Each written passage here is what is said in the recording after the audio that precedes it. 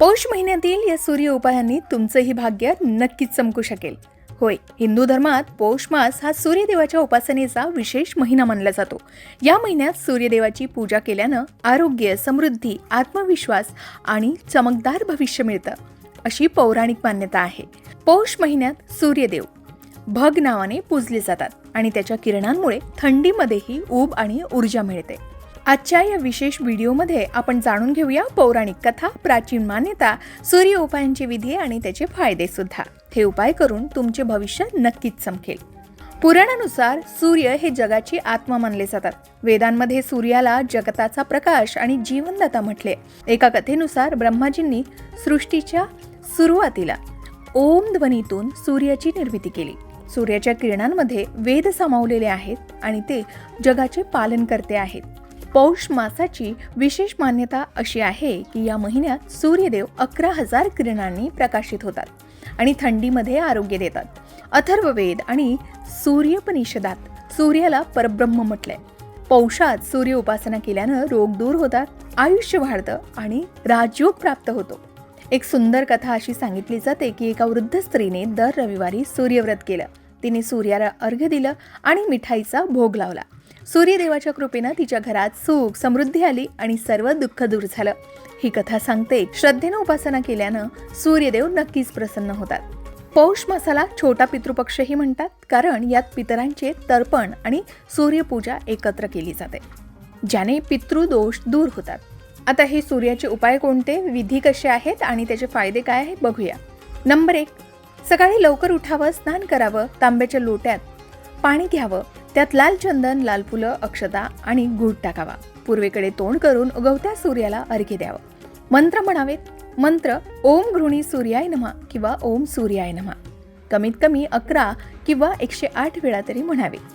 याने आत्मविश्वास वाढतो, नेत्ररोग दूर होतात, त्वचा चमकते आणि कुंडलीतील सूर्य बलवान होतो. पौराणिक मान्यतेनुसार हे व्रत करणाऱ्याला यश, सन्मान आणि आरोग्यही मिळतं, असं म्हणतात. नंबर 2, पौषातील रविवारी उपवास करावा. तीळ तांदळाची खिचडी किंवा मिठाईचा भोग लावावा. संध्याकाळी फळं किंवा सात्विक भोजन घ्यावं. याने व्यक्ती तेजस्वी बनतो, नेतृत्व गुण वाढतात आणि आर्थिक स्थिरता येते. एवढंच नाही तर तिसरा उपाय म्हणजे सूर्याचं स्तोत्र पठण. होय, सकाळी उठल्याबरोबर आदित्य हृदय स्तोत्र किंवा सूर्य प्रातः स्मरण स्तोत्र वाचावं. याचे फायदे असे की मानसिक शांती मिळते, सकारात्मक ऊर्जा वाढते आणि रोगप्रतिकारक शक्तीही वाढते. नंबर 4, दान आणि इतर उपाय. पौष महिन्यातील रविवारी किंवा पौष महिन्यात काळे तीळ, गूळ, अन्न किंवा तांब्याची भांडी किंवा उबदार वस्त्र दान करावेत. सूर्यनमस्कार करावे.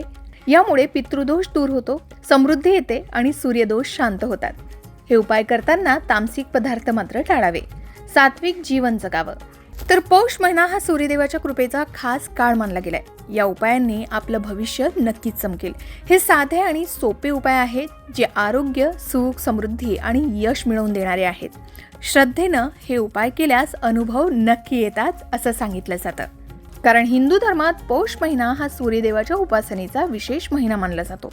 या महिन्यात सूर्यदेवाची पूजा केल्यानं आरोग्य, समृद्धी, आत्मविश्वास आणि चमकदार भविष्य लाभतं, असं सांगितलं जातं. म्हणूनच मित्रांनो, सूर्यनारायण व्रत हे केवळ एक धार्मिक विधी नसून जीवनात सकारात्मक बदल घडवणारे अत्यंत प्रभावी व्रत आहे.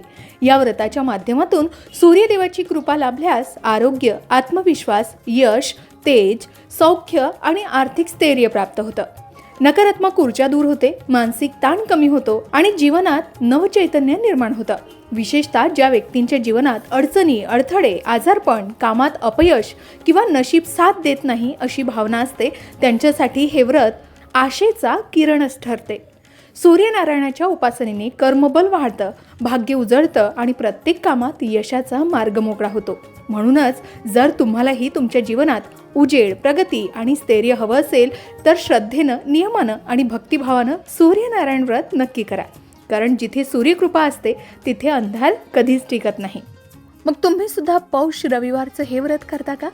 कमेंटमध्ये नक्की सांगा आणि या व्रतामुळे आलेले अनुभवही शेअर करायला विसरू नका. अशाच प्रकारे सणावारासंबंधित व्रतवैकल्य असतील, उपासना असतील, पूजा विधी संबंधित आणखी काही माहिती तुम्हाला हवी असेल त्याचबरोबर वास्तुशास्त्र, ज्योतिषशास्त्र, अंकशास्त्र यांसारख्या विषयावर तुमच्या मनात काही शंका असतील तर त्या कमेंट बॉक्समध्ये नक्की विचारा. शिवाय तुम्हाला आणखीन कोणत्या विषयावरचे व्हिडिओ ऐकायला आवडतील ते सुद्धा कमेंट करून सांगा. या संबंधित संपूर्ण मार्गदर्शन तुमच्यापर्यंत पोहोचवण्याचा आमचा हा प्रयत्न आहे, तेव्हा कमेंट नक्की करा. अशाच प्रकारच्या माहितीपूर्ण व्हिडिओसाठी लोकमत भक्ती चॅनलला नक्की सबस्क्राईब करा आणि बेल आयकॉनला क्लिक करा, म्हणजे आमच्या नवनवीन व्हिडिओचं नोटिफिकेशन तुम्हाला मिळत राहील. तसेच योग्य आध्यात्मिक मार्गदर्शनासाठी लोकमत भक्तीच्या फेसबुक पेज आणि इन्स्टा पेजला लाईक आणि फॉलो करायला विसरू नका.